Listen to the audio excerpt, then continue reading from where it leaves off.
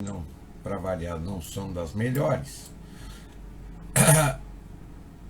Um, uma,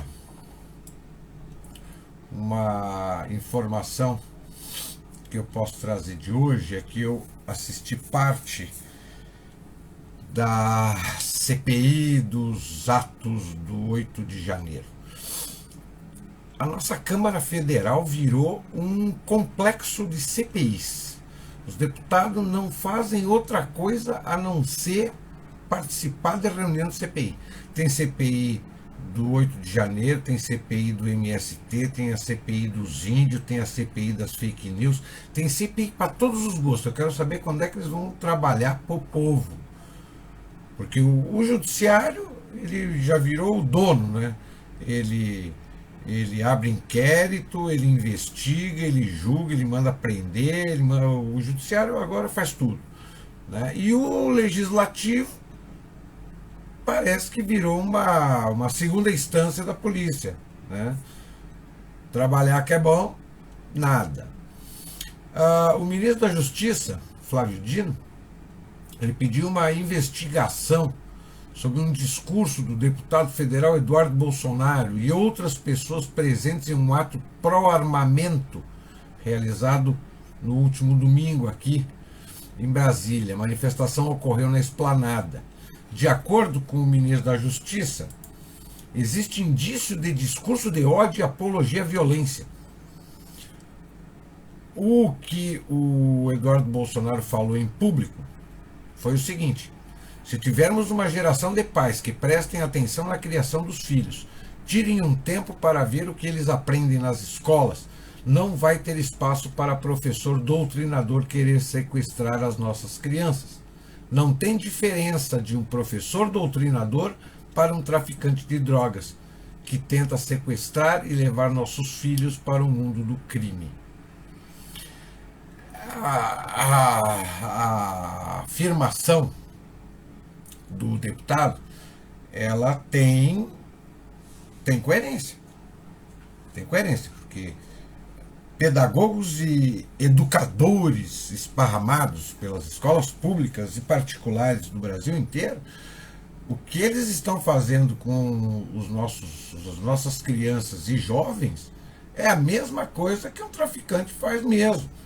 Só porque em sala de aula hoje só se coloca lixo na cabeça dos alunos. E mandam eles para a rua com um canudo embaixo do braço sem saber absolutamente nada.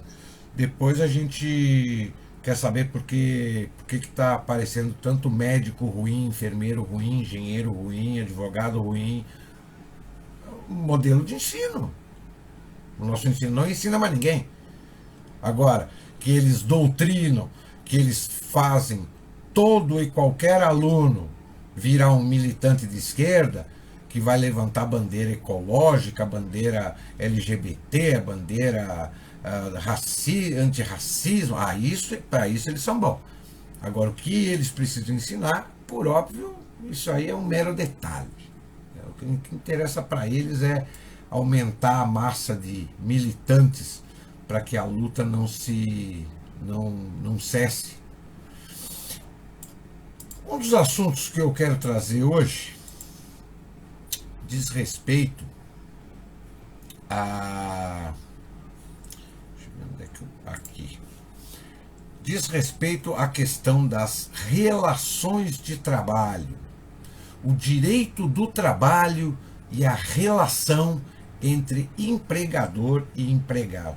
Já faz muito tempo que a Justiça do Trabalho ela não julga mais a relação entre empregador e empregado.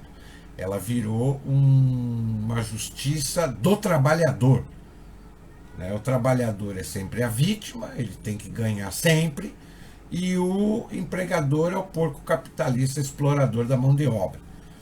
Né? Tanto que alguns anos atrás, eu não me recordo o nome do ministro, mas teve um ministro do TST que foi em rede nacional na TV Justiça, numa entrevista, ele afirmou com todas as letras, esse vídeo eu não acredito que deve estar nos anais da TV Justiça.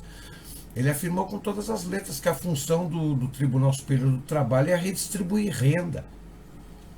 Quer dizer, depois alguém tem alguma dúvida de que a nossa justiça é uma justiça marxista? Que a nossa justiça ela foi ideologizada pela esquerda? Alguém tem alguma dúvida depois de uma afirmação dessa? Eu não tenho. Mas vamos lá.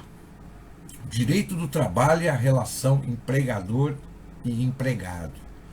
Mas afinal de contas, o que é trabalho? Levando em consideração a análise literária do tema, observamos que no Velho Testamento, trabalho era um castigo dado por Deus. Isso está escrito lá em Gênesis 3,19. Com a expulsão de Adão e Eva do paraíso terrestre, Deus combinou com o homem a pena do trabalho como forma essencial de subsistência. Porque no paraíso, Adão e Eva não trabalhavam, eles tinham tudo à mão, né? Então, no momento que eles foram expulsos do paraíso, eles tiveram que se virar. E nesse mesmo sentido, os autores comentam a segunda carta de Paulo, que diz o seguinte: o trabalho é forma essencial de subsistência humana. Ninguém ofereça sustento ao vadio. A filosofia grega considerava o trabalho uma atividade produtiva mundana e material, e, portanto, indigna. Platão considerava os escravos, a força de trabalho de sua época, seres sem alma e sem essência humana, um meio caminho entre animais e ser humano. Aristóteles louvava o ócio, a vagabundagem, como condição fundamental da filosofia, afirmando que o escravo é escravo porque tem alma de escravo, é essencialmente escravo, sendo destituído por completo de alma na ética.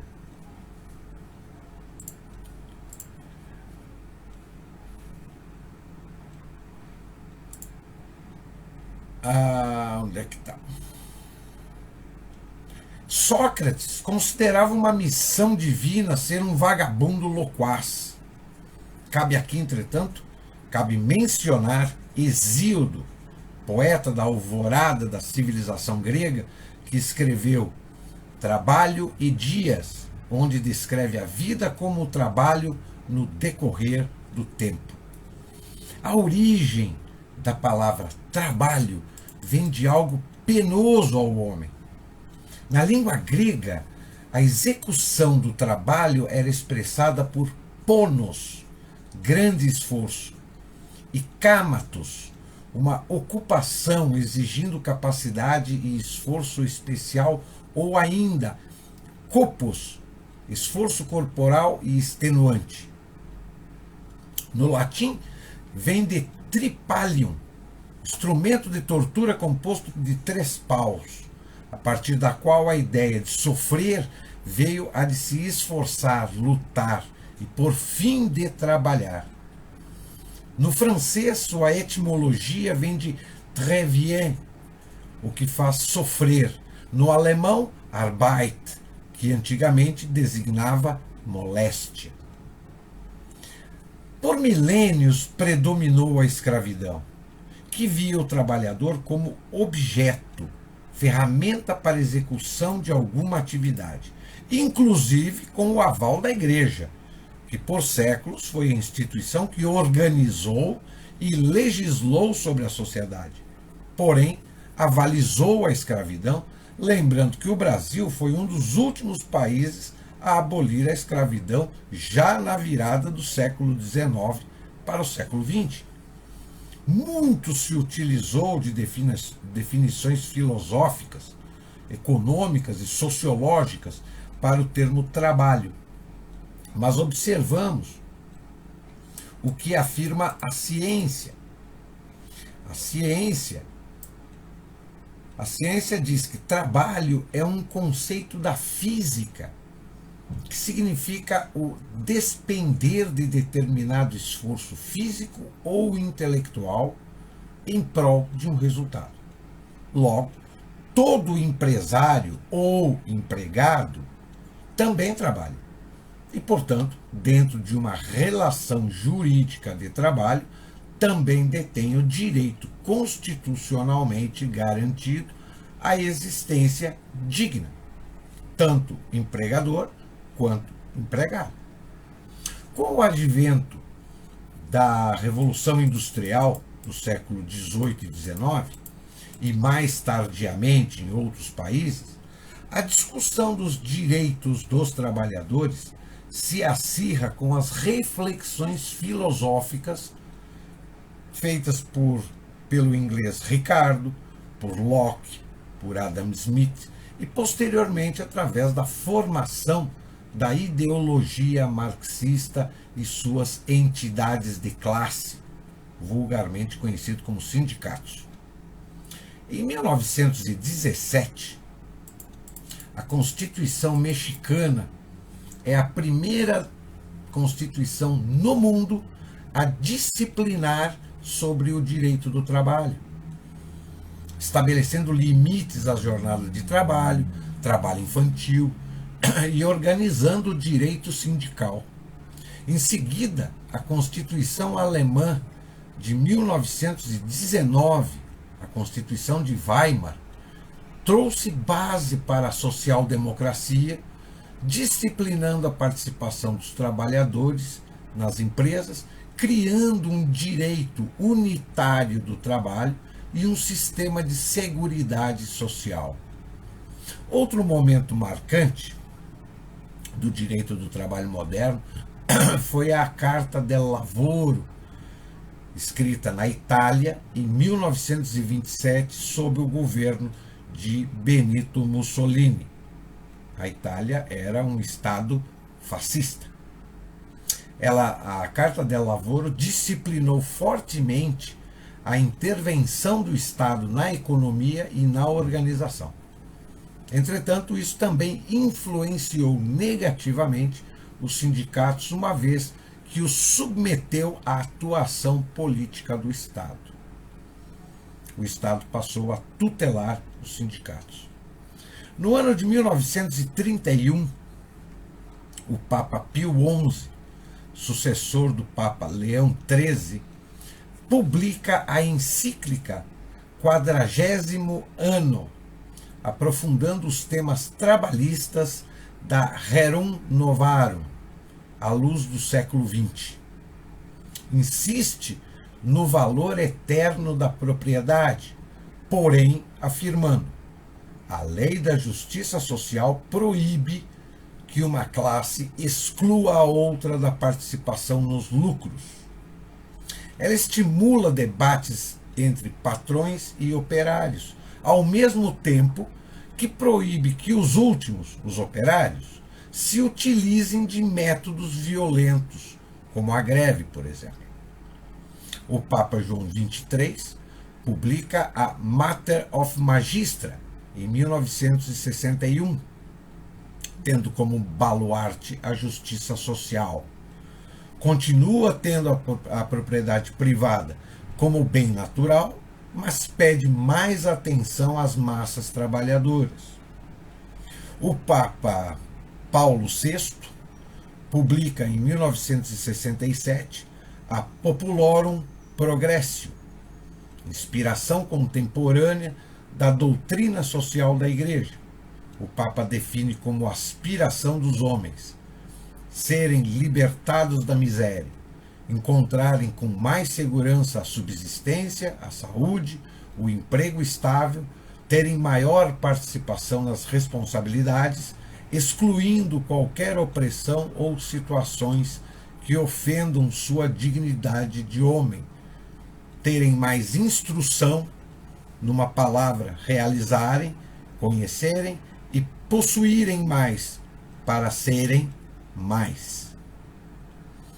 A Organização Internacional do Trabalho, a OIT, foi fundada em 1919, tornando o direito do trabalho o primeiro direito a se internacionalizar-se, conforme o preâmbulo da Constituição da OIT, que diz: considerando que a não adoção por parte de qualquer nação de um regime de trabalho realmente humano se torna um obstáculo aos esforços de outras nações empenhadas em melhorar o futuro dos trabalhadores nos seus próprios países, não sendo mais apenas internacional, mas sim universal, pois são direitos humanos reconhecidos internacionalmente.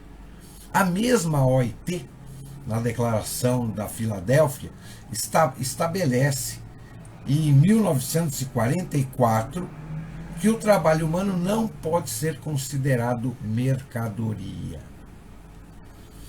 No Brasil, podemos afirmar que o direito do trabalho segue a mesma lógica do resto do mundo, ou seja, o protecionismo do trabalhador, e podemos listar como influências externas a elaboração das leis trabalhistas, as transformações vindas da Europa, as crescentes elaborações legislativas de proteção aos trabalhadores e o ingresso do Brasil na Organização Internacional do Trabalho, criada pelo Tratado de Versalhes, pós-Primeira Guerra Mundial. Já as influências internas foram o movimento operário de imigrantes com inspirações anarquistas.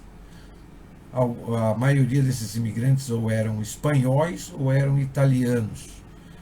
O surto industrial efeito da Primeira Guerra Mundial e a política trabalhista de Vargas. O Getúlio Vargas teve como inspiração para a redação da consolidação das leis do trabalho no Brasil a Carta del Lavoro, que era praticada na Itália. Entretanto, podemos afirmar que a construção do capitalismo no Brasil foi tardia, com a Lei Áurea criando uma acumulação de homens livres marginais, além de uma política de imigração que inchava as cidades, a exemplo da Inglaterra, da Revolução Industrial, dando as condições para o nascimento da nova classe proletária. No ano de 1934, a Constituição brasileira trouxe pela primeira vez o direito do trabalho, instituindo a Justiça do Trabalho em seu artigo 122, que diz o seguinte: para dirimir questões entre empregadores e empregados, regidas pela legislação social, fica instituída a Justiça do Trabalho, a qual não se aplica o disposto no capítulo 4º do título 1º. Na Constituição de 1937, no chamado Estado Novo, existe a limitação do direito de greve, essencial para a manifestação democrática dos operários. Em seguida, temos a criação da CLT, Consolidação Geral das Leis do Trabalho, sendo que a mesma marca a inclusão do trabalho em um projeto de nação, migrando da economia agrícola para a economia industrial. A CLT conta com forte influência da já citada Carta del Lavoro. Durante os anos Vargas, houve uma fúria na tentativa de organizar o trabalho no Brasil e criar um grande mercado consumidor, o qual Getúlio Vargas percebeu que passaria pela existência de uma criação de uma classe trabalhadora minimamente respeitada e valorizada. Em 1945, a democratização se solidifica como instrumento de inclusão social e econômica de milhões de brasileiros emergentes a uma sociedade urbanizada e industrializada, embora a Constituição de 1967 traga uma redução das conquistas coletivas dos trabalhadores com um regime autoritário.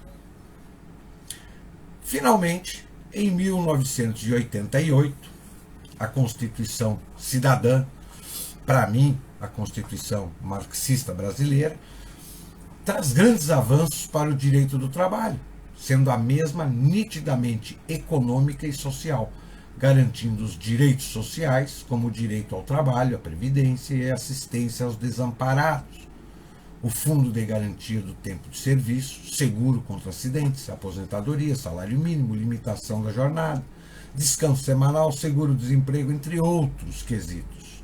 Apesar de que muitos destes quesitos de garantia de direitos sociais que constam na Constituição de 88 já eram praticadas nas Constituições de 67 e de 46 também. Somente no artigo 22 encontramos a expressão direito do trabalho, mas em toda a Constituição, na atual, encontramos seu espírito. Pode-se dizer que a Constituição de 88 elevou o direito do trabalho à categoria de direito social fundamental. Diante da implementação da social-democracia e suas agendas baseadas em arranjos e adaptações da ideologia marxista para o trabalho, observamos ao longo do tempo que tal visão e análise legal para com o trabalho culminou em inúmeras legislações de cunho marxista ao redor do planeta. Isso não é um problema localizado brasileiro, é planetário. Onde a social-democracia governou, eles fizeram lá os seus arranjos e adaptações na legislação trabalhista, buscando uma unificação legal para todo e qualquer tipo de trabalhador, independente de sua condição cultural e laboral, no qual mostra claramente a intenção de implementação de um globalismo já em funcionamento, através da ONU, em conjunto com a Organização Internacional do Trabalho. O direito do trabalho, que inicialmente veio para mediar e legislar sobre o trabalho, a fim de que explorações e injustiças pudessem ocorrer nessa relação, se tornou um direito plenamente assistencialista e intrometido no meio privado das empresas, que são cerne da economia e que têm sua importância não apenas econômica, mas que também exerce a função laboral. Afinal, um empresário, com seu capital, abre uma empresa, administra, investe, reinveste e busca progredir através do lucro. Faz dessa ideia e prática um trabalho intelectual primordial para que haja empregos e, consequentemente, direitos e renda para trabalhadores envolvidos na atividade. Ao contrário do serviço público, né? O Estado, ele arrecada, ele dá emprego, ele paga salário, mas ele não tem controle sobre a máquina, ele gasta mal, ele estrutura mal, ele não está nem aí porque ele não tem o capital que é gasto na máquina do Estado. Não é de ninguém. Pelo menos não é de quem está lá no governo, né? Então, para eles tanto faz. Se o pensamento de um governante fosse o mesmo de um empresário, a máquina estatal teria certamente uma qualidade e uma administração 1000 vezes melhor do que essa porcaria que a gente enxerga, que arrecada cada vez mais, gasta mal cada vez mais, e eles nunca estão satisfeitos com aquilo que arrecadam. Como garantir o desenvolvimento nacional, inviabilizando-se a livre iniciativa, vez que são os empregados e os empregadores que alimentam o PIB nacional, que é o que sustenta a receita pública, sendo essa a base para a promoção assistencialista aos mais desprotegidos, materialmente necessitados. Como implementar o direito constitucional alinhado no inciso 8º do artigo 170, principalmente em face do que contido no artigo 7º, inciso 27º, proteção em face da automação na forma da lei, ambos da Constituição Federal, inviabilizando o pleno exercício pelos empregadores da livre iniciativa. Todos querem o progresso e participar da corrida pela inovação.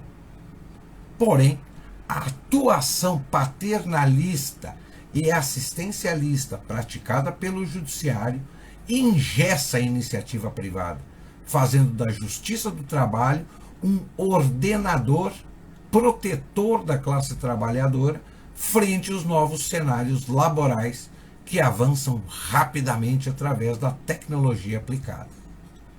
E não é através de imposições protecionistas que o direito do trabalho ajudará tanto a classe trabalhadora quanto a classe empresarial na evolução dos cenários laborais, que mudam periodicamente e muito rapidamente. Como erradicar a pobreza e reduzir as desigualdades sociais, falindo as empresas? Tal legislações e imposições assistencialistas do judiciário trabalhista vão na contramão do que era para ser a prática do direito do trabalho. Portanto, observamos o antagonismo entre o capitalismo democrático e a social-democracia, a forma mais light de socialismo, né, que prega assistencialismo e intervenção estatal, e que expõe sua atuação através do ativismo judicial. E assim, o direito do trabalho no Brasil já tem mais de 80 anos, né? A CLT tem mais de 80 anos, não cumprindo com sua função e gerando um cenário ilusório de justiça. Infelizmente, é essa a realidade. De 1985 para frente, principalmente após a Constituição de 88, a Justiça do Trabalho ela praticamente perdeu o seu rumo. Perdeu o rumo. Como disse aquele ministro, né, a função do tribunal é redistribuir renda.